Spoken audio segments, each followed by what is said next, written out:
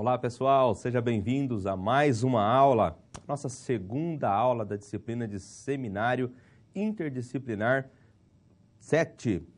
Na aula de hoje, eu, professor Aguinaldo Pereira, estarei trabalhando com vocês um tema bastante importante para a nossa carreira profissional. Nós vamos falar de algumas práticas fiscais. Essas práticas iniciais, quando você está iniciando o processo de rotinas fiscais dentro de uma empresa, dentro de um escritório, algumas informações importantes quando da emissão de uma nota fiscal, quais são aqueles dados que vão compor as características tributárias de uma nota fiscal, de um produto. Então, o objetivo da aula de hoje é trazer esse starts nas práticas fiscais, né? Nós vimos, né, por que nós tivemos essa ideia de trabalhar esse tema com vocês. Recorrentemente, dentro das empresas, né, isso nós vimos de dentro do escritório, as pessoas que estão ligadas a esse tipo de rotina não têm a noção da importância das particularidades dessas informações que são compostas na nota fiscal, né? Não sabe o que é um NCM, não sabe o que é um CST, um CRT e o impacto destes códigos, dessas referências na tributação da empresa. E isso é muito relevante, né? Tivemos uma situação há uns 2 meses atrás no escritório que uma empresa estava pagando imposto desnecessariamente. A empresa veio para o escritório, fizemos um mapeamento dos cadastros do produto, dos cadastros do serviço dentro do sistema da empresa e conseguimos verificar algumas informações que fizeram com que os impostos dessa empresa reduzissem. Isso tudo na base das informações, né? Então, olha a importância de nós conhecermos o que é um NCM, conhecermos o que é um CST e qual que é o impacto dessas informações lá no fiscal, lá no tributo da empresa. Legal? Então, eu espero que você tenha uma boa aula. Qualquer dúvida, envie através do chat. Estaremos prontos aqui a estar correspondendo às perguntas e respondendo às suas dúvidas. Legal? Boa aula. Vamos lá. No primeiro slide, eu apresento para você os objetivos da nossa aula, então. Promover o conhecimento sobre os aspectos legais quanto a documentos fiscais. Aqui é um ponto bastante relevante, porque não somente nota fiscal dá respaldo ao registro contábil, dá respaldo ao registro fiscal. E nós vamos estar vendo em seguida quais mais documentos têm essa representatividade legal, ou seja, é um documento hábil para fazer o registro nos livros fiscais da empresa, na contabilidade da empresa. Continuando comigo.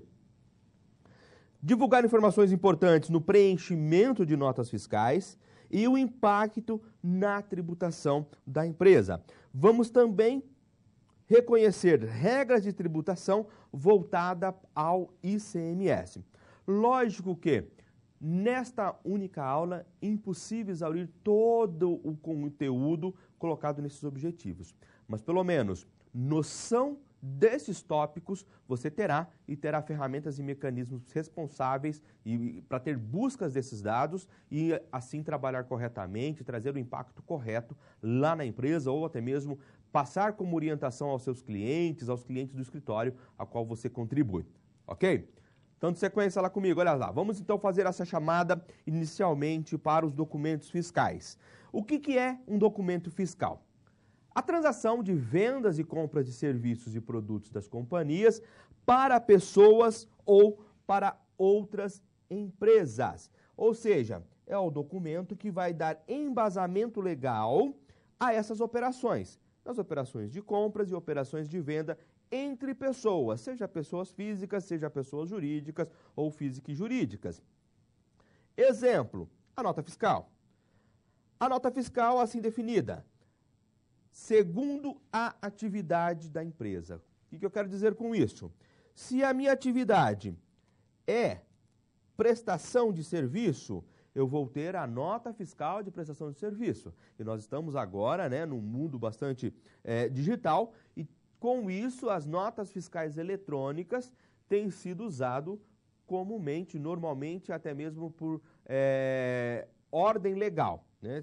Todas as empresas hoje, praticamente, aqui na nossa região do Paraná, praticamente todas as cidades já estão emitindo nota fiscal eletrônica de serviço e o Estado como um todo também já está aderido à nota fiscal eletrônica, seja para operações entre empresas, seja para operações de venda a consumidor final. Então, nota fiscal eletrônica já é um fato consumado para as operações das empresas. Legal? Outros documentos que dão aí amparo ao registro contábil, que dão amparo ao registro fiscal. Carnês de pagamento, ingressos, né? Tem lá os shows, não emite uma nota fiscal para o show, eu vou ter um ingresso para poder entrar no show. Esse ingresso dá respaldo ao registro fiscal. Cupons, alguns tipos de recibo, quando a operação não exige por si só a emissão de um documento fiscal. Como exemplo aqui, nós podemos colocar para você, aí também é tratado como fatura, né? As empresas que fazem locação de bens móveis, na sua maioria, não existe a contraprestação de serviço por uma pessoa física. Então, é tratado, documentado apenas através de uma fatura, através de um recibo.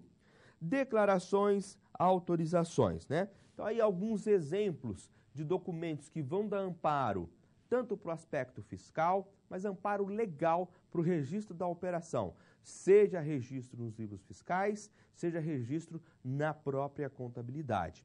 Ok? Detalhe, quantos anos esses documentos devem ser guardados? Tanto os digitais quanto os físicos, meios físicos, devem ser guardados no mínimo por 5 anos, certo? Qualquer fiscalização que adentre esse período de 5 anos irá exigir esses documentos, sejam os documentos eletrônicos, sejam documentos físicos. Terá que ser apresentado pela empresa. Quem é obrigado a fazer a guarda desses documentos não é o escritório, exceto se o escritório tem um contrato com a empresa, a qual faz a guarda, regulamentou ali, contratou-se ali a guarda desses documentos físicos e eletrônicos. Caso não o tenha, o responsável legal em apresentar esses documentos, se exigido pela legislação, é a própria empresa. Então lá, o escritório recebe aquele monte de nota fiscal, aquele monte de comprovantes de pagamento, olerites, folha de pagamento após ser processada e paga pela empresa, guias de tributos. Quem é que vai guardar? Normalmente o escritório faz o registro na contabilidade, fez as demonstrações contábeis, arquiva-se tudo e devolve para a empresa fazer a guarda desses documentos. Guarda por 5 anos. A partir de quando se começa a contar esses anos, né? Esse período de 5 anos? Usualmente, computa-se esses 5 anos a partir da entrega da declaração de imposto de renda da pessoa jurídica. Aí não vamos aqui adentrar ao regime tributário da empresa. Temos algumas obrigações jurídicas a título de declaração de imposto de renda da pessoa jurídica, que se entrega ali em março, que é a DEFIS, para as empresas do Simples Nacional, e lá em junho, julho, que entrega a ECD, que é a escrituração contábil digital. Então, o que se coloca de praxe? A partir da entrega da declaração, do prazo de entrega da declaração, 5 anos a partir dali, para você ter todos os registros guardados e bem documentados, caso venha aí a necessidade de você apresentar esses documentos ao fisco. Legal? Dando sequência lá comigo, eu comentei com você que nota fiscal eletrônica já é fato consumado, né? Praticamente todos os estados, todos os municípios estão adentrando a utilização deste documento. E aí eu chamo aqui na tela esse slide com o título XML, Nota Fiscal Eletrônica. Afinal, o que é esse XML? Você já deve ter ouvido diversas vezes, trabalhando dentro de empresa, trabalhando dentro de escritório principalmente, ouvir falar desse nome, dessa sigla, né? XML. XML nada mais é do que a versão digital da nota fiscal, certo? A nota fiscal eletrônica é o arquivo XML. Ele é um arquivo digital que vai ser encaminhado por e-mail, por algum programa eletrônico, para o destinatário da mercadoria. Então, ele sim é propriamente dito a nota fiscal da operação, sendo o formato utilizado para registro das informações relativas à nota fiscal eletrônica, que é emitida quando da venda de um produto, uma venda de mercadoria e agora até mesmo de prestação de serviço. Ele obedece a um padrão nacional de escrituração, né? Por que foi implantado a nota fiscal eletrônica? O principal objetivo da nota fiscal eletrônica é otimizar os processos de fiscalização do Estado. Toda nota que você emite, nota fiscal eletrônica, automaticamente ela é validada lá na Receita Federal, na Receita Estadual. Com isso, as informações simultaneamente vão alimentando os bancos de dados do órgão que vai ser ali o fiscalizador, seja a Receita Estadual, seja a Receita Federal. Qualquer necessidade de arquivo, eles já têm ali uma prévia das informações. Lógico que vai ser emitido as notificações, havendo alguma incorreção, e o contribuinte poderá, então, prestar esclarecimentos daquele registro, algum erro de preenchimento, se houve ali alguma falha humana no processo, ou até mesmo uma falha eletrônica. Mas todos os dados de qualquer operação, sendo utilizado a nota fiscal eletrônica, automaticamente já está retroalimentando os bancos de dados do governo. Isso daí já é um fato consumado. Tanto é que uma notificação de alguma incoerência numa nota fiscal vinha normalmente depois de 3 anos, 2, 3, até 5 anos, beirando lá o 5º ano em que daria decadência de cobrança daquela situação, vinha ainda algumas notificações. Hoje não. Hoje, se você transmitiu nota fiscal eletrônica, fez o fechamento do ano, do mês, né? É uma competência mensal em algumas operações de registro, enviou os SPEDs, que é o SPED CMS, o SPED IPI, que é o SPED fiscal, SPED de contribuições, normalmente já vem ali uma notificação, passando 2, 3 meses, alguma notificação de irregularidade. Então, a fiscalização, ela se tornou muito mais ágil com a implantação desses sistemas eletrônicos. E não para por aí, né? Os sistemas estão todos se comunicando para aumentar ainda mais a segurança nas informações e com isso, inibir a sonegação, as práticas, né, de sonegação fiscal. Legal? Bom, o DANF está aí na tela, vamos fazer a leitura para você e fazer algumas explicações. DANF, o que significa DANF? DANF é o documento auxiliar da nota fiscal eletrônica. Ele sim é uma representação apenas e simplista, tá? Simplista. É uma representação legível e simplificada da nota fiscal. Quem é a nota fiscal? O XML. Então ele vai representar algumas informações de forma resumida da nota fiscal. Para que eu preciso do DANF? Transporte das mercadorias. Se eu vou mandar uma mercadoria de um estado para o outro, dentro do próprio município, o transporte dessa mercadoria deve ser acompanhado de algum documento. Quando se fala de operações que há a emissão da nota fiscal eletrônica, o documento que dará respaldo a esse transporte é o DANF. Certo?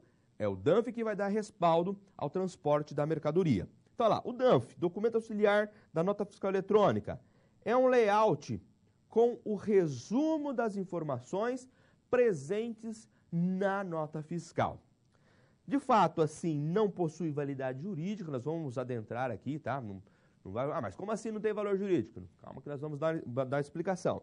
Mas ele deve ser impresso para acompanhar o frete de uma mercadoria. O DANF, por si só, ele não traz todas as informações pertinentes à nota fiscal eletrônica.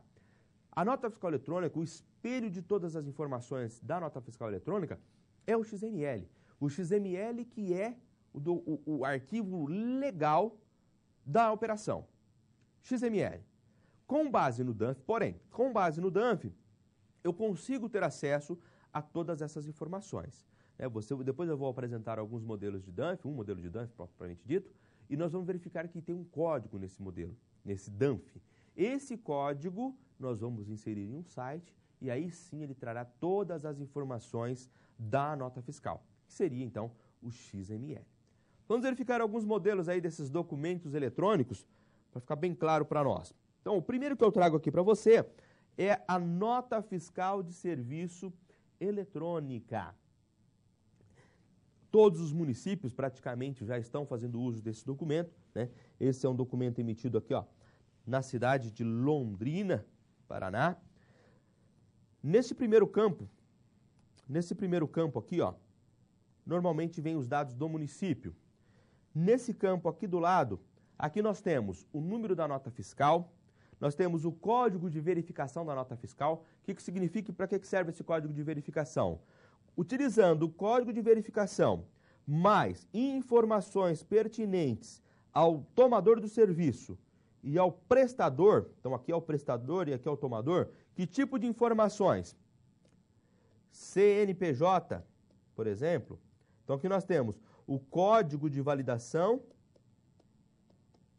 mais o CNPJ, eu consigo no site da prefeitura ou no site em que é emitido a nota fiscal, eu consigo ter os dados oficiais da nota fiscal. Inclusive baixar aqueles arquivos eletrônicos em que me darão respaldo a reconhecer se esse documento é legal, é oficial ou não. Legal? Dando sequência, olha, esse segundo modelo aqui é a nota fiscal de consumidor eletrônica. Basicamente, todos os estados já estão adotando a utilização da nota fiscal de consumidor eletrônica. Substituiu aquela notinha pequenininha de consumidor e substituiu também os chamados cupons, que era muito comum, né? Os cupons fiscais. Né? Aquela impressora que imprimia aquela tarjetinha amarela e essa impressora deveria ser registrada na Receita Estadual. Também já caiu em desuso, não é mais obrigatório fazer uso daquela, mas sim o uso da nota fiscal de consumidor eletrônica. Basicamente, esse espelho também vai trazer de forma resumida os dados da nota fiscal, como você pode observar. Aqui é o emitente da nota fiscal, os dados dos produtos, descrição, quantidade, valor total da operação, traz nesses códigos, traz a impressão da forma de pagamento, por exemplo, quem é o consumidor que está fazendo a aquisição e um fator importante, olha, este código grande aqui e este QR Code, como é chamado, são dados obrigatórios do documento. É ele quem dá validade ao documento, certo? Você tem programas e a página da nota fiscal eletrônica que, com base nestes códigos, conseguimos atestar a validade jurídica desse documento, ok? Sequência. Este é o modelo, aquele modelo anterior é chamado modelo 61, este é chamado modelo 55, tá? O modelo 55 é a chamada, conhecida popularmente como a nota grande. Eu quero aquela nota grande, substituiu, né? Esse aqui é o DANF. É o DANF que substituiu aquelas notas modelo grande, que era o modelo de formulário, e dando origem à chamada nota fiscal eletrônica, né? Vamos só mostrar aqui alguns campos da nota fiscal para você. Nós temos os dados do emitente. Este código grande aqui, ó, esse código de barra, é o chamado código da nota, são 44 dígitos. Nós vamos apresentar para você depois um site, que esse site, você entrando e informando esses códigos aqui, você tem acesso à nota fiscal completa. E aí, pormenorizados, algumas informações que estaremos tratando ao curso da nossa aula. Aqui nós temos informações, por exemplo, se a nota fiscal é uma nota fiscal de entrada, se é uma nota fiscal de saída, qual é o número da nota fiscal emitida pelo emitente e também qual que é o tipo, se é uma nota de entrada, de saída, se ela é série 1, série 2, série 3 e assim por diante, ok? Antes, quando era aquele modelo de nota grande, que era feito pela gráfica, era limitado a algumas impressões. Em se falando de nota fiscal eletrônica, já está autorizado na Receita Estadual. Assim, o sistema vai emitir quantas notas forem necessárias de acordo com a seriação da nota fiscal. A série da nota fiscal, ela pode ir de 1 a 999 e a nota fiscal, normalmente, ela pode ter até 6 dígitos, né? Então, multiplica isso daí. 999 séries por casas de 6 dígitos, dá muita numeração que a empresa poderá estar utilizando, ok? Então, dando sequência, nós temos aqui a natureza e os dados do cliente. Aqui para baixo, aí já vem os dados propriamente dito da nota fiscal do DANF. Nós temos um resumo dos valores. Que tipo de valores? valor total de produtos, se houve base de cálculo de CMS, se tratando de empresas regimes normais, qual que é o valor total da nota fiscal, se a nota houve parcelamento, quem que é o transportador, resumo da nota fiscal. Agora, onde é que eu chamo a sua atenção? Aqui, ó. Aqui é o produto propriamente dito. Então, você tem o código do produto, descrição do produto, observem, NCM do produto, CFOP, nós estamos aqui destacando algumas siglas, porque é essas siglas que é o meu objetivo de conversar com você. Nós temos o CFOP, nós temos o, aqui ó, CSO, SN da nota fiscal, em alguns casos também conhecido como CST. E aí os dados, né, de valores em questão do produto. Por que eu destaquei a você essas informações? Porque são esses dados, são essas siglas aí, principalmente essas siglas, que vão conseguir identificar lá na nota fiscal, lá no XML, alguns aspectos de tributação daquele produto, do produto em que está ali resumido na nota fiscal do DANF, certo? Então nós vamos entender o que são esses códigos para depois, resumidamente, apresentar esses códigos para vocês. Eu comentei que eu ia mostrar para você um site onde você consegue visualizar essas notas. Olha lá no quadro comigo. Este é o ambiente virtual disponibilizado pela Receita Federal. Você pode, se tiver um celular, tiver um computador, está aqui, olha, www.nfe.fazenda.gov.br. Então, ele é um site oficial. Nos seus slides eu deixei um link reduzido. Se você clicar, você será redirecionado para este ambiente. O que eu quero chamar a sua atenção? Eu falei que você consegue visualizar todo o XML da nota. É lógico, não vai abrir o XML, mas sim todos os dados de uma forma organizada, em um layout em que você consegue interpretar. Nós temos aqui, ó, consultar nota fiscal eletrônica completa, consultar nota fiscal eletrônica em seu resumo. O objetivo é você clicar, se você tiver a oportunidade, nota fiscal completa, ok? Com base neste clique vai abrir um ambiente para você digitar aqueles 44 dígitos, com aquele código de barra que você viu na nota fiscal. Deixa eu voltar aqui só para mostrar para você, olha. Então aqui, ó, esse código de barra aqui, ó, esses 44 dígitos. Você clicando, então, neste ambiente, neste link, vai habilitar para você um campo onde você vai inserir os 44 dígitos da nota fiscal.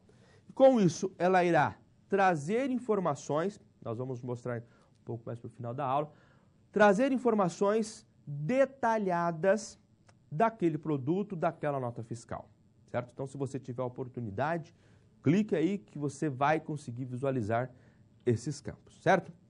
Nós vamos fazer agora uma breve pausa. Se você tem alguma dúvida, algum comentário, este é o momento. Envie através do chat e eu volto daqui a pouco para apresentar para você. Até logo!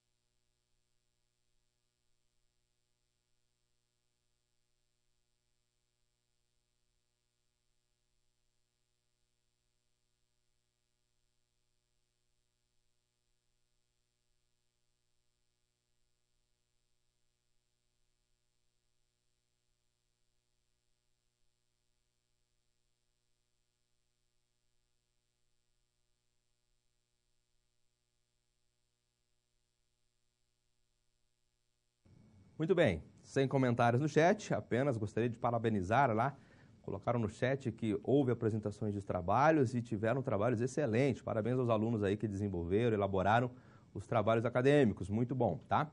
Vamos lá, dando sequência então, agora vamos trazer um pouco mais de informações minuciosas a respeito da nota fiscal, da emissão de nota fiscal eletrônica. Vamos aqui reconhecer o que é o CFAP, o que é um CST, o que é o CRT e qual que é o impacto e a relação desses códigos ou dessas informações na nota fiscal. Seja nota fiscal eletrônica, nota fiscal de serviço, vai ter esse impacto. Então vamos lá, vamos reconhecer e conhecer essas informações. Primeiro que eu tenho que tratar para você é sobre CFOP. Por quê? Qual que é a ideia do CFOP originalmente?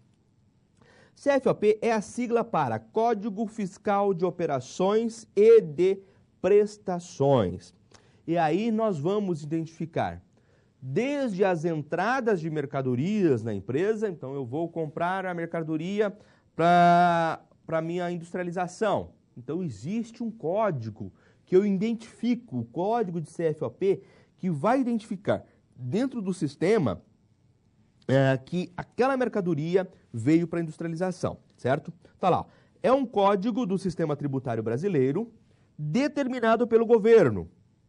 É indicado nas emissões de notas fiscais. Então, toda nota fiscal que você emitir, que você receber em entrada, vai haver um CFOP específico referente à operação de venda.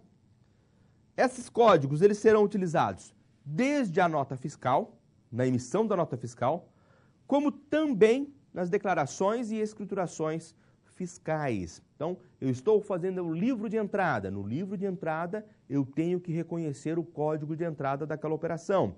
No livro de registro de saída de nota fiscal, no livro de registro, eu tenho que reconhecer o código daquela operação de saída, certo?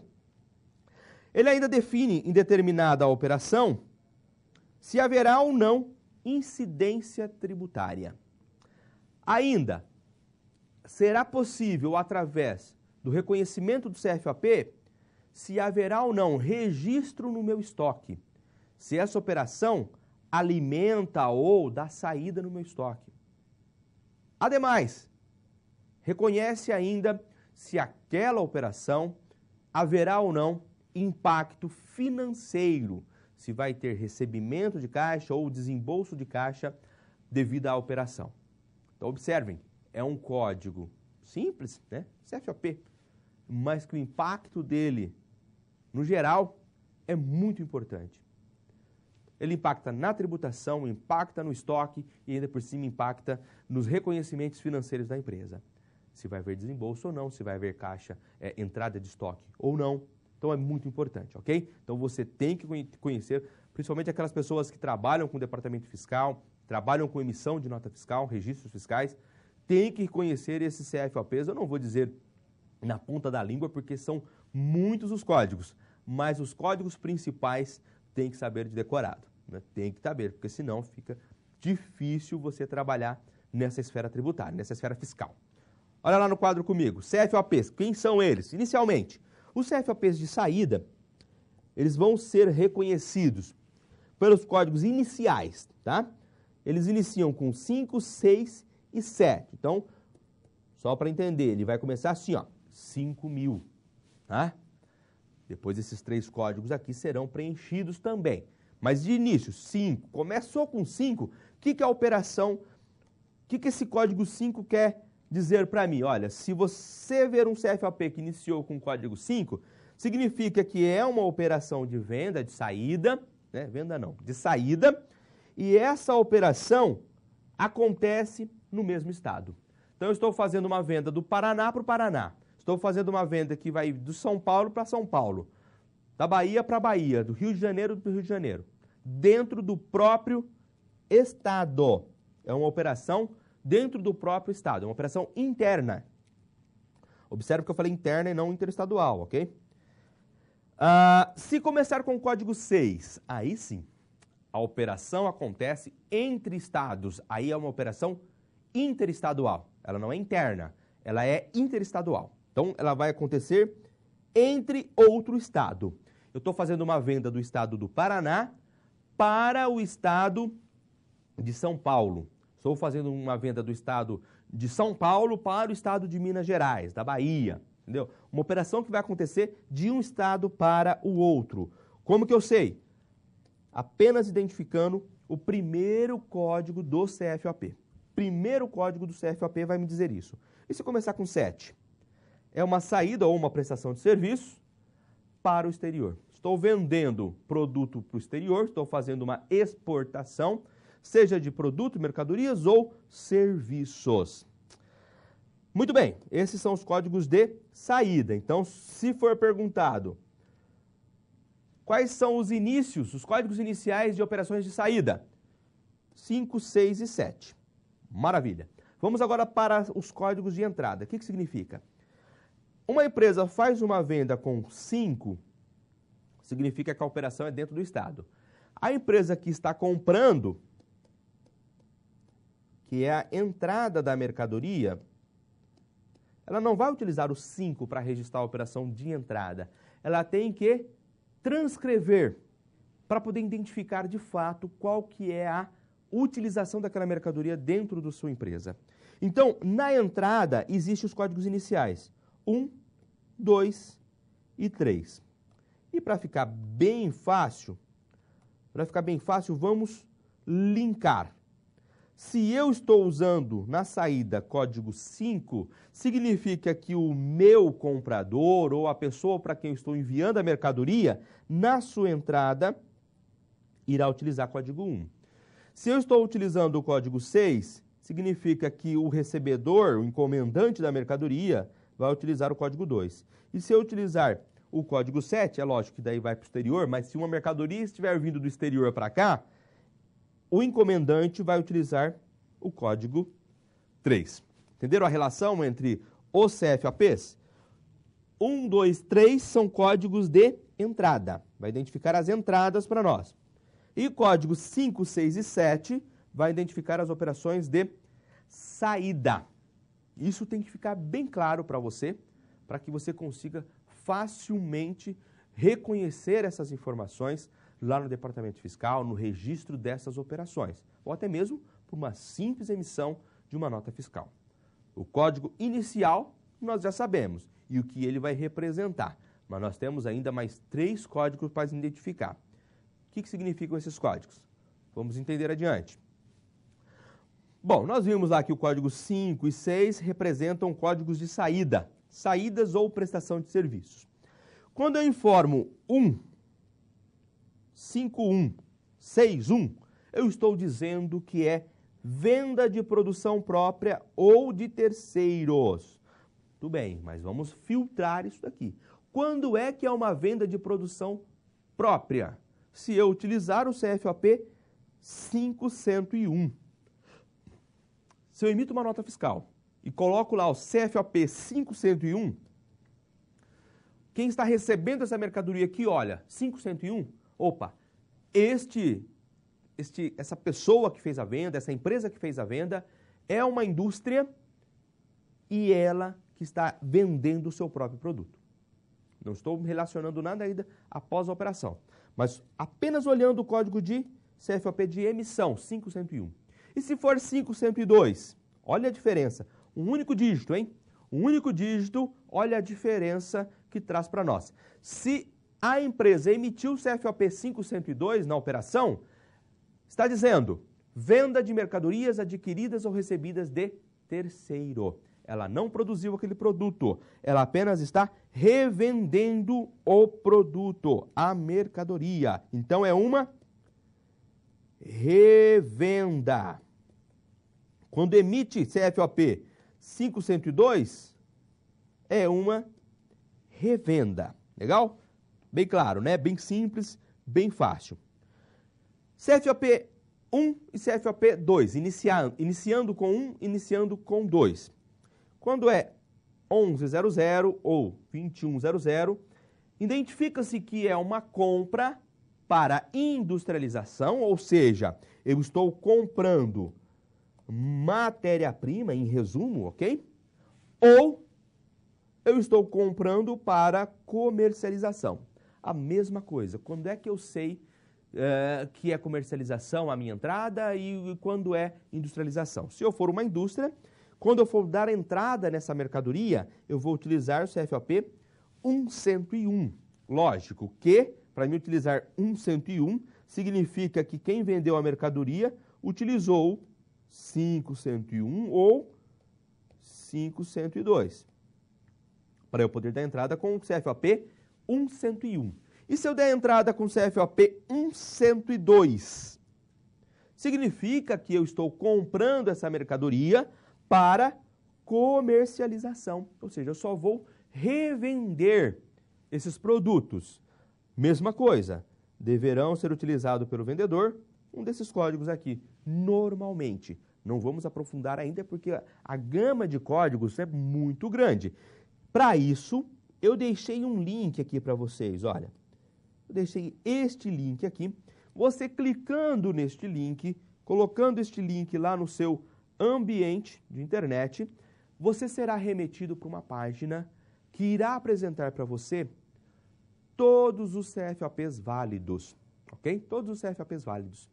Então, clica nesse link aí que você vai verificar algumas páginas de código de CFOP, sua descrição e automaticamente identificando ali quando é que a gente vai poder utilizar determinados CFOPs. Vamos lá para o quadro.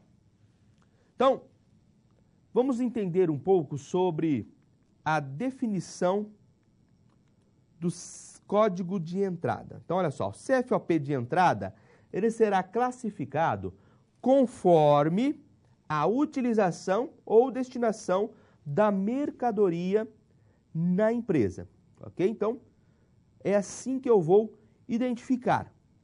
Como é que isso acontece? Primeiramente, um fornecedor comprou a mercadoria, considerando que esse fornecedor é uma indústria, é um industrial. Ele vai dar entrada nessa mercadoria, essa mercadoria veio dentro do próprio estado, então eu vou transcrever o código. Vamos supor que essa mercadoria veio de um outro industrial, eu tenho que identificar para o meu sistema que essa mercadoria comprada, ela vai servir de matéria-prima, e assim identificando também para o fisco. Logo, eu vou dar entrada com o código 1101 no meu sistema, nos meus controles.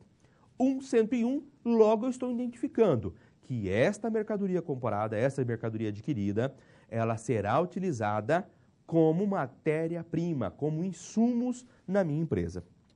Muito bem, essa empresa vai fazer venda.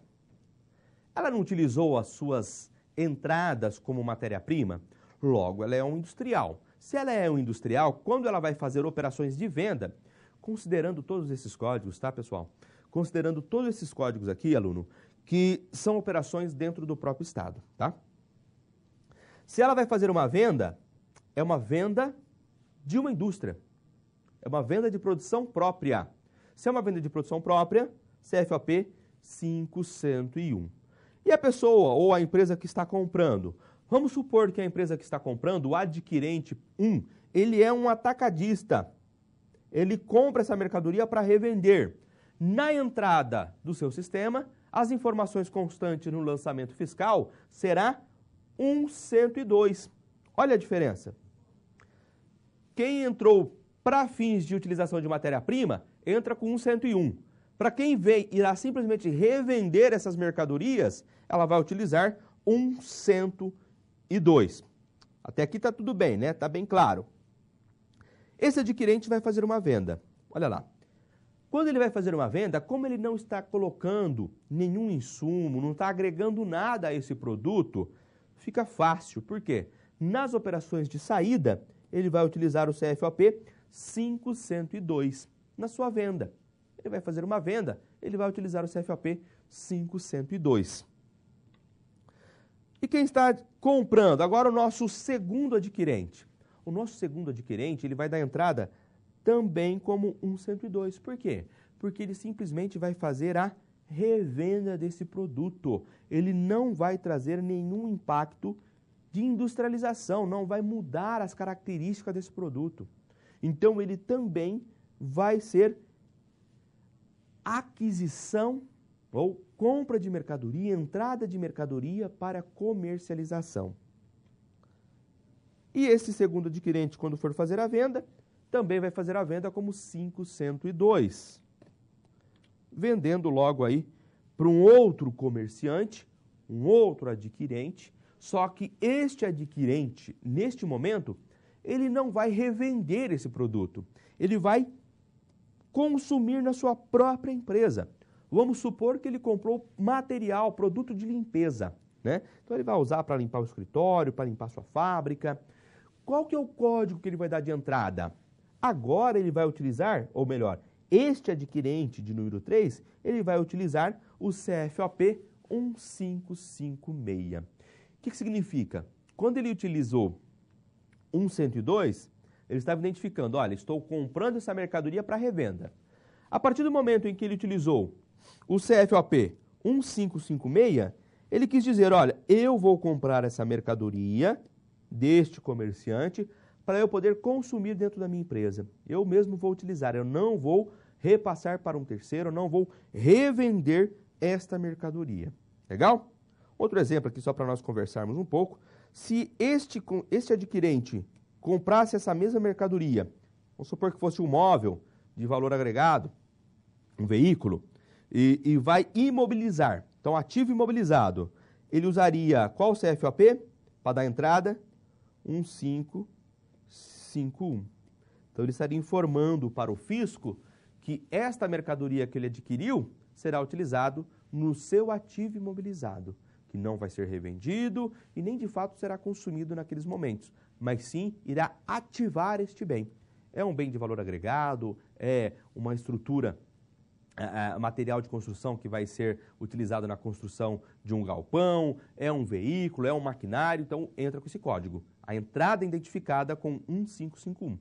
Bens adquiridos para o ativo imobilizado. Legal? Nós vamos fazer mais uma pausa. Se você tem alguma pergunta, alguma dúvida, é o momento. Envie para nós através do chat. Até logo.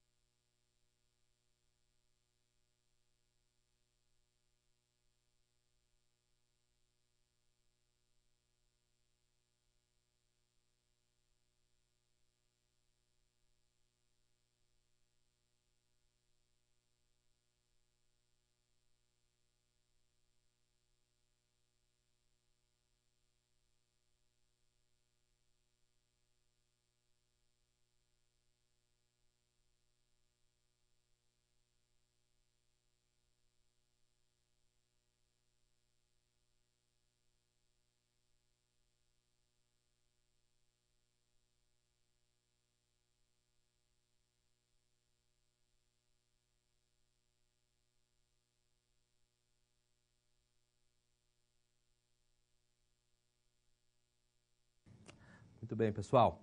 Bom, você pode estar se perguntando aí, mas vai mudar o CFOPs a todo momento, professor? De fato, cada operação, né, e aí nós vamos trazer mais um volume de dados para você.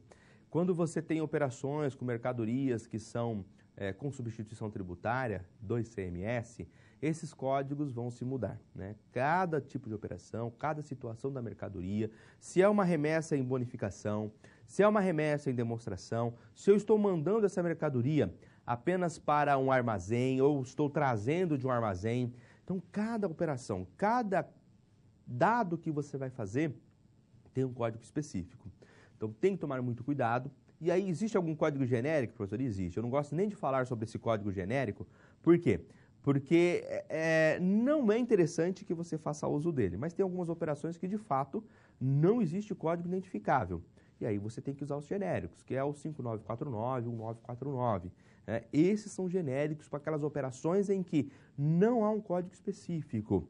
Então, sim, basicamente, tem um código para cada operação. Busque utilizar esses códigos, porque quando você usa um genérico, você tem que dar mais explicações no campo de observação, tá? Quando você emite uma nota fiscal, tem um campo embaixo da nota fiscal que chama observações, né? Principalmente falando do modelo 55, aquele DANF. Esses campos de observações, eles servem também para trazer informações para o destinatário da mercadoria, mas para o fisco. Então, se houve ali algum decreto que isentou imposto, que deu uma redução na tributação do ICMS, então, esses dados deverão ser contidos ali no campo de observação também. Legal? Então, há vários códigos e esses códigos é para ser utilizado, pessoal. Bom, dando continuidade, vamos falar um pouco agora de CRT. O que é o CRT? CRT, em resumo, é o Código do Regime Tributário da Empresa. Isso aqui não há muito segredo. Então, quando é que eu vou utilizar o Código 1? Eu vou utilizar o Código 1 se a empresa for uma empresa optante pelo Simples. Então, agora vamos entrar um pouco em regime tributário.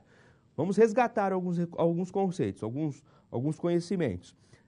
Quais são os regimes tributários? Vou colocar só as siglas aqui. O mais conhecido, lucro real, que é basicamente o didático, ou que você aprende na academia. Nós temos lucro presumido, lucro arbitrado, esse embora colocando aqui, mas não é muito usado, e o chamado Simples Nacional. Então, em se tratando de operações com mercadorias, os aspectos voltados para a tributação do ICMS, principalmente, nós vamos utilizar os CRTs. Então, se a empresa é do Simples Nacional, CRT 1. Se a empresa ela é optante do Simples Nacional, mas com excesso de sublimite de receita bruta fixada pelo Estado de origem, que é no caso aí o CSOSN, você vai reconhecer com o código 2. E se a empresa é de regime normal, descarta o Simples Nacional e ficamos aqui com esses três elementos: lucro real, lucro presumido e lucro arbitrado. Se a empresa for, então, nesses regimes tributários, nós vamos usar o regime normal. Não se enquadra nem no 1 nem no 2. Aí nós vamos utilizar o código 3 para a identificação do regime tributário da empresa. Então, isso aqui é bem simplesinho. Agora vamos afunilar as informações acerca das notas fiscal. Agora vamos reconhecer o que é CST. CST é a sigla para Código de Situação Tributária.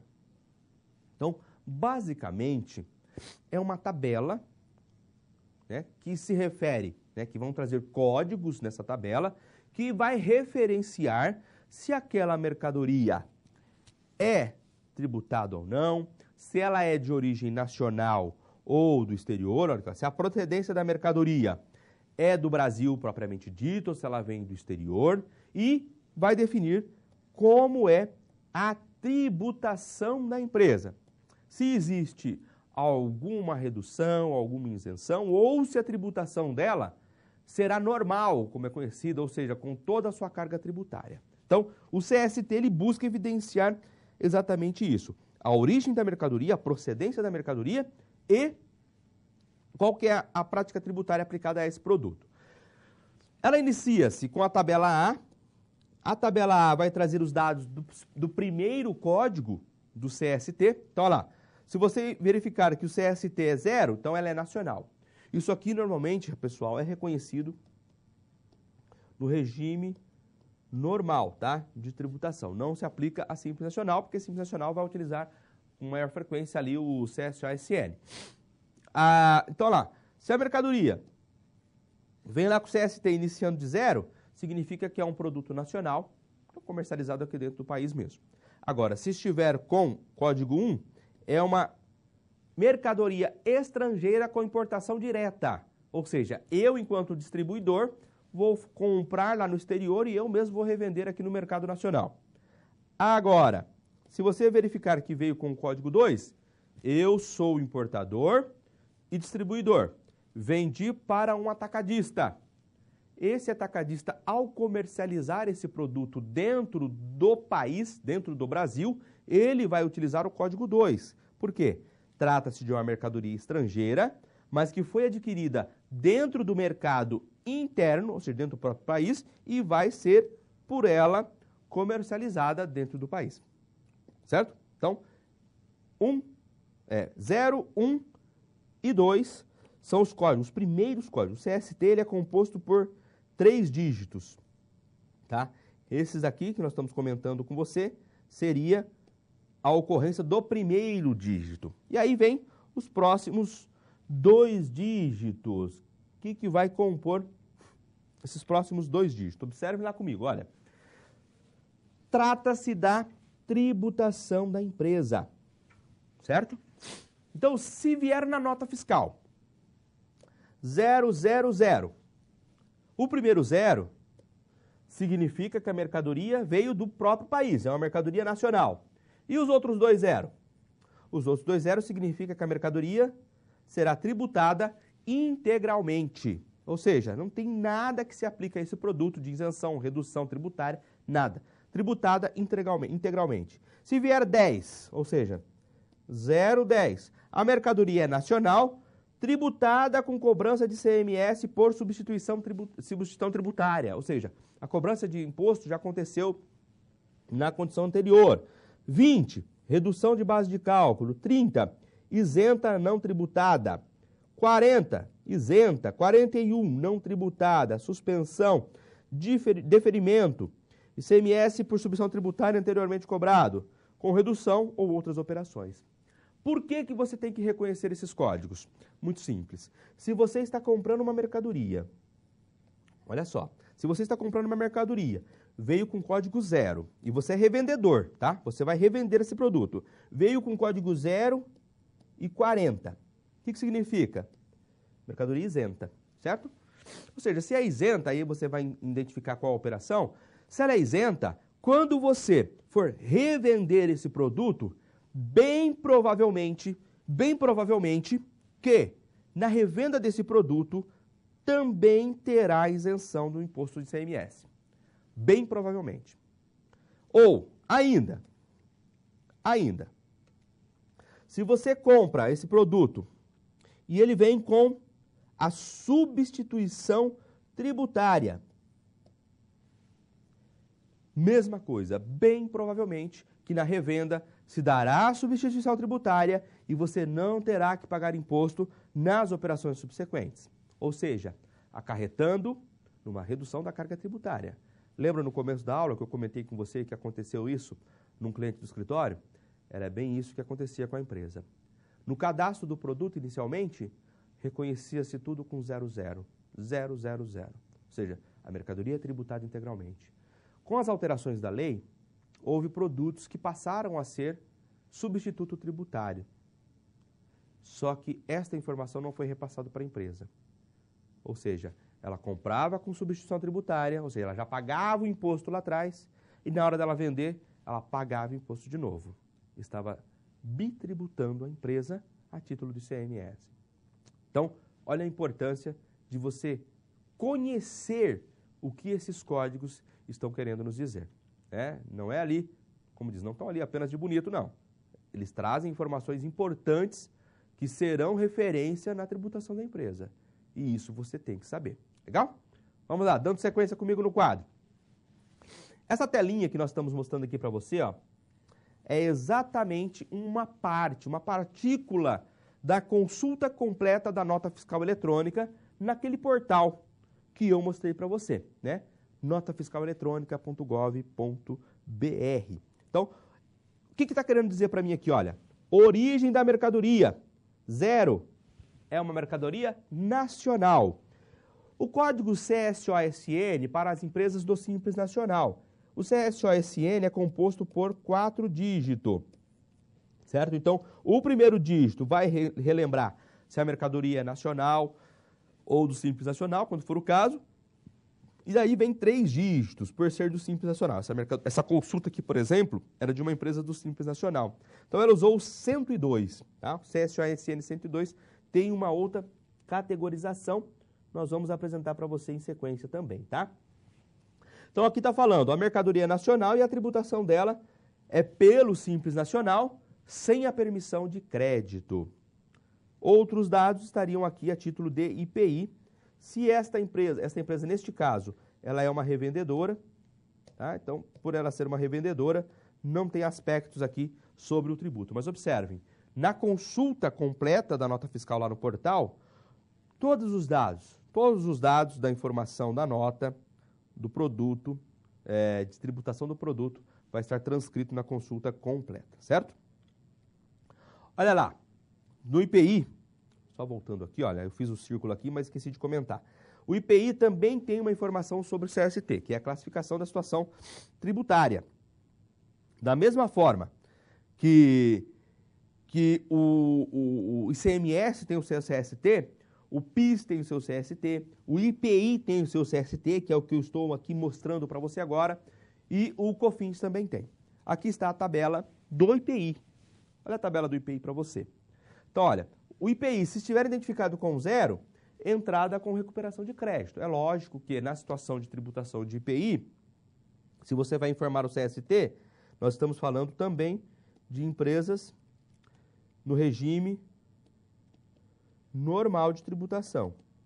Lucro real, lucro presumido, lucro arbitrado, tá? Então, empresa em regime normal. Então, nós temos, se estiver informando código 0, permite crédito. Código 1, entrada tributável, mas só que a alíquota do imposto é 0. Isento, olha a diferença, tá? Diferença, você teve já disciplinas de direito tributário e planejamento tributário. Se é isento, é um código 2, ou seja, tem uma lei que isentou esse produto de pagar IPI. Agora, se tiver alíquota 0, código 1, não, está ocorrendo a tributação desse produto. Só que a alíquota é 0, logo o impacto tributário é 0, tá? Então, 3, não tributada, imune, suspensão e assim por menor. Cada situação tributária vai ter o seu código específico para estar sendo identificado na hora de emitirmos a nota fiscal, certo? Bom, vamos lá, olha, dando sequência. Nosso horário está um pouco avançado, vamos dar sequência. Eu comentei que o ICMS tem o seu CST, o IPI tem o seu CST, o PIS e o COFINS também possuem o seu CST, tá? A planilha do PIS/COFINS ela é um pouco mais extensa, tanto é que é um dos impostos até um pouco mais trabalhoso, né? O ICMS, por si só, é bastante trabalhoso, devido à sua diferenciação interestadual. Cada estado tem uma tratativa, muitas das vezes, diferente. PIS/COFINS, embora a nível nacional, né? É cobrança federal, mas são mais códigos para ser identificado. Então, olha, está bem pequeno aqui, mas eu vou só transcrever alguns. Se for 1, tributado com alíquota básica. Se for 50, operação, olha, aí já é questão de entrada. Operação com direito a crédito, vinculada exclusivamente com receita tributada no mercado interno. Vamos descer aqui, olha. 67, crédito presumido, ou seja, não há as operações de crédito nas operações, mas sim na operação como um todo. Não no produto, mas na operação como um todo. Então, existe também para o PIS/COFINS códigos CST que vai identificar as operações e, consequentemente, qual que é a situação tributária desses produtos, tá? Então, não tem como não saber esses códigos. Você tem que ter conhecimento desses códigos, porque eles irão impactar na tributação da empresa. Aqui nós paramos no CST do PIS/COFINS. Então, nós falamos ICMS, IPI, PIS/COFINS. Olha o detalhe agora no próximo slide. CSOSN do Simples Nacional, certo? É uma tributação simplificada? É. Mas você tem que ter conhecimento. Todos os outros, ICMS, IPI, PIS/COFINS, por quê? Em algumas situações, aquelas incidências tributárias, ou não, poderão ter impactos aqui dentro da tributação do Simples Nacional. Caso mais comum, o ICMS, substituição tributária, tá? Se é um produto com substituição tributária, já recolheu o imposto lá atrás, você também não paga o imposto aqui dentro do Simples Nacional, certo? Lógico, cada caso é analisado individualmente, mas, regra geral, já foi pago o imposto do ICMS, não vou pagar dentro do Simples Nacional. Isso tem que ser observado. Legal? Vamos lá, vamos reconhecer o que é o CSOSN. Código de situação da operação do Simples Nacional. Mais uma vez, é um código, é uma tabela de código criada pelo governo e vai ser utilizada pelas empresas optantes pelo Simples Nacional. Se aplica exclusivamente às notas fiscais emitidas pelas empresas optantes pelo Simples Nacional. E com isso vai identificar origem da mercadoria, você bem se lembra que eu mostrei lá atrás, origem da mercadoria e as regras tributárias desta operação ou deste produto. Aqui está a tabela completa para você do CSOSN. Aquele 1 nós estávamos utilizando o 102, né? Olha, tributada pelo Simples Nacional sem permissão de crédito na faixa estadual. 101, tributado pelo Simples Nacional com permissão de crédito, ou seja, se eu vender para uma empresa de lucro real, regime normal, a empresa que estiver comprando vai poder se apropriar dos créditos tributários do ICMS dentro da proporção da faixa a qual a empresa que está emitindo a nota esteja participando, tá? Então, também, mais uma vez, códigos que você precisa saber, precisa reconhecer na hora que for dar entrada numa nota fiscal, dar saída numa nota fiscal ou até mesmo na hora de simplesmente cadastrar um produto no seu sistema. Isso tem que estar muito bem categorizado e identificado lá na empresa, certo? NCM, o que é o NCM? Olha, o NCM, nomenclatura comum do Mercosul. As empresas do Mercosul, ou seja, o governo das empresas que estão ali enquadradas, membros do Mercosul, se reuniram e resolveram definir um único código para identificar todos os produtos em todas as operações. Então, é o chamado NCM, é a nomenclatura comum do Mercosul. O NCM, ele também amarra os impactos tributários. Então, você tem que saber o que é o NCM, porque o NCM vai definir, muitas das vezes, os CSTs que você vai utilizar, tá? Então, você tem que saber o que é o NCM. Ele é composto por 8 dígitos. Os 2 primeiros ditam as características de cada produto. O terceiro e o quarto ditam um desdobramento da característica de um produto. O quinto e o sexto dígitos ditam mais uma subcategoria do produto e o sétimo dígito dita uma classificação do produto. E fechando o 8º dígito, ele vai tratar do subitem, com a descrição detalhada do produto. Tá? Eu trouxe um exemplo aqui para você entender. Olha, começando lá, então, categoria 1, trata-se de animais vivos, 0101. Trata-se de cavalos, assininos e muares e vivos. Né? Então, são animais vivos. 01012, vou falar somente dos cavalos. 01012100, reprodutores de raça pura. Então, esse código ele vai reduzindo, né? Detalhando cada vez mais o tipo de produto que vai ser reconhecido neste código NCM. E esse código NCM, ele é reconhecido, então, para todas as operações no Mercosul. Qualquer produto, qualquer emissão de nota fiscal, você tem que reconhecer esses códigos, tá bom? Senão, você tem a possibilidade, com certeza, vai bater lá, uma nota fiscal eletrônica, bateu na Receita Estadual, faltou um NCM, a nota é recusada e devolvida para o emitente. Ele tem que voltar lá e refazer a nota fiscal, corrigir o erro e retransmitir para os órgãos competentes, certo? Passando do NCM, o NCM, só para frisar, lá no quadro comigo, olha. Então, o NCM, ele vai definir aspectos de tributação também, tá? Do ICMS, do IPI, PIS, COFINS.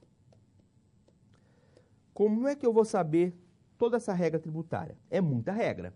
Logo, você tem que ter ali uma ferramenta, muitas das vezes, uma ferramenta paga, muitas vezes paga. Por quê? Para você simplificar a sua busca. Você coloca o NCM do produto e toda a esfera tributária desse produto vai ser ali identificada para você. Senão você tem que recorrer à legislação estadual, legislação federal de ICMS, de IPI, legislação federal de PIS/COFINS para identificar a tributação. E aí é muita coisa para se pesquisar, tá? Imagina lá uma empresa com 100 produtos, você ter que ficar detalhando tudo isso, a pesquisa vai ficar muito extensa. Então, um mecanismo de buscas lá nessas ferramentas pagas ajuda bastante a delimitar a sua pesquisa, certo? Dando sequência agora recentemente, né, 2015 na verdade, foi instituído o Código SEST. O que é o Código SEST? É uma sigla que significa Código Especificador da Substituição Tributária. Ele basicamente foi instituído para ficar mais fácil a identificação dos produtos que há a substituição tributária. Então, é mais um código instituído pelo governo em que vai identificar se determinado produto que está sendo comercializado, se tem a incidência da substituição tributária do ICMS ou não. É obrigatório? Também é obrigatório. Então, quando você está fazendo o cadastro do seu produto no sistema, também terá que compor ali um campinho exclusivo do SEST. Senão, também vai dar problema na sua transmissão da nota fiscal para o fisco. Legal? Então, aqui, olha, estamos dando as noções para você do que você precisa reconhecer, do que você tem que saber que irá compor o documento fiscal. Legal? Alguns aspectos agora, tributário voltado para o ICMS. Veja lá comigo, olha só. Então, prática de tributação voltada ao ICMS. Nós vamos passar um vídeo rapidinho para você. Não, vamos fazer o seguinte, como o nosso horário está um pouco avançado, eu vou pular esse vídeo, o link vai estar disponível para você. Está lá o link, olha, se você tiver um tempinho depois, acesse, assista esse vídeo que ele vai te dar uma noção mais aprofundada acerca da tributação do ICMS. E vamos dar sequência no conteúdo, que nós temos aqui algumas coisas importantes para conversar ainda com você, certo? Então, sobre a tributação do ICMS. Primeiramente, quem é contribuinte e o que é fato gerador? Contribuinte é qualquer pessoa física ou jurídica que vai realizar uma operação em que há a incidência do ICMS. Mas, professor, pessoa física também paga? Depende. Depende da sua habitualidade e o volume. Se a habitualidade sempre está fazendo essas operações e com volume bem abrangente, bem específico, existe ali a caracterização, né, de operação comercial. Então, vai haver a incidência do ICMS. É lógico, isso acontece somente mediante fiscalização, né? Como que pode acontecer essa fiscalização? Movimentação bancária em grande volume, sem comprovação, ou uma denúncia, ou uma fiscalização de rua, né? Está lá fazendo uma operação e a fiscalização estadual passa, verifica em loco ali. Então, pode acontecer sim. Então, muito cuidado se estiver trabalhando aí de maneira irregular. Então, contribuinte do imposto é essa pessoa que faz operações de circulação de mercadoria ou ainda a prestação de serviço de transporte. A tributação. O que é que integra a base de cálculo do imposto?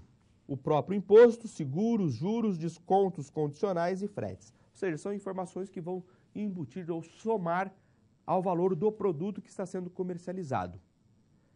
O que é que não integra a base de cálculo? O IPI, é um cálculo por fora, mora de juros, acréscimos financeiros e pedágio.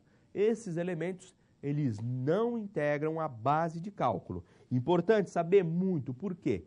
No cálculo do imposto, você sabe que terá que excluir esses elementos da base de cálculo, se for o caso, se estiver somado à nota fiscal, e incluir, se for o caso, de constar esses elementos na operação, na comercialização e negociação que você estiver fazendo. Legal? Bom, as operações, ela pode acontecer interna ou interestadual. Interestadual. Quando acontece interestadual, existem alíquotas já pré-definidas. Na verdade, todas as operações existem alíquotas pré-definidas. A alíquota interna, no regulamento do ICMS, conhecido como RICMS, que é o regulamento do ICMS de cada estado. Cada estado tem o seu regulamento. Quando a operação é interestadual, aí a situação muda, né? Por quê? Porque já existe uma tabela pronta, já definida. Que tabela que é essa? A tabela de alíquotas interestadual. Um exemplo, se a operação tem origem no Ceará, com destino a São Paulo, eu vou utilizar a alíquota de tributação de 12%. Agora, se a operação acontece de São Paulo para o Ceará, eu vou utilizar a alíquota de tributação de 7%, certo? Há algumas questões tributárias que está tentando fazer com que essas alíquotas se unifiquem em apenas um, mas aí é uma briga de Estado, é uma briga política para tentar alinhar essas tributações. Sobre default ICMS na entrada, o que vem a ser esse default? Diferencial de alíquota existente entre a alíquota interna e a alíquota interestadual. Nós vimos aqui, olha, a operação de São Paulo para o Ceará, pagando 7% apenas na operação interestadual. O que significa? Se essa mercadoria eu vou comprar para consumo ou para imobilizado, quando estiver a entrada dessa mercadoria lá no Ceará e a alíquota interna desse produto for, por exemplo, 18%, se na alíquota interestadual foi pago apenas 7%, na entrada eu tenho que pagar default de 11%. Então, o que tem que ser observado aqui? Muitas das vezes, a empresa consulta lá que determinado produto para comprar de São Paulo, uma empresa do Paraná ou de outra região, para comprar de outro estado para cá, eu estou pagando menos nela porque a alíquota do imposto é menor. Ótimo. Só que chegou aqui, na hora de dar a entrada, foi detectado que a mercadoria ia ser para consumo ou para imobilizado. Paga-se o default na entrada. Então, tem que verificar muito bem isso, porque muitas vezes não compensa, né? Ali, dependendo da alíquota de interestadual que vier, se for muito pequena, 7%, você tem que pagar ali, muitas das vezes, 11% na operação. E aí, acaba ficando mais caro do que comprar uma mercadoria dentro do próprio estado. Sobre as operações interestadual, olha só. Na entrada de prestação de serviço de transporte interestadual, cuja prestação tenha iniciado em outra unidade da federação, referente à aquisição de materiais para uso e consumo. Ou ainda, na entrada de prestação de serviço de transporte interestadual, cuja prestação tenha iniciado em outra unidade da federação, referente à aquisição de materiais para o ativo imobilizado. Então, tanto a mercadoria propriamente dito, quanto o frete relacionado a esta mercadoria também terá a incidência do default, né? Terá que ser identificado ali qual que é a alíquota interestadual e apurado de acordo com a alíquota interna, pagando então a diferença ao estado de destino. Legal?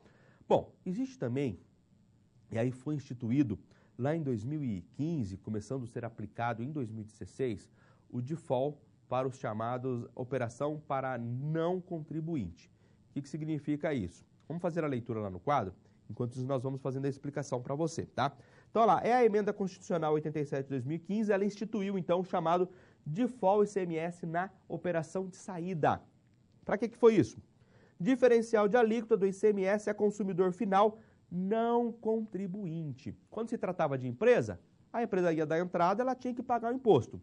Mas e quando vai para não contribuinte? Um consumidor final, eu, pessoa física, você, pessoa física.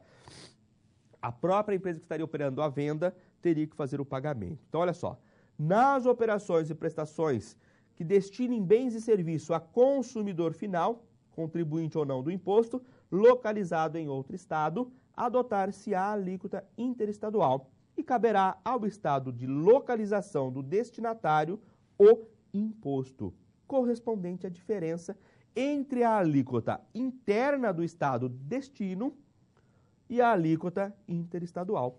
Aquela mesma regra do cálculo, só que agora quem estará calculando é o próprio emitente da nota fiscal.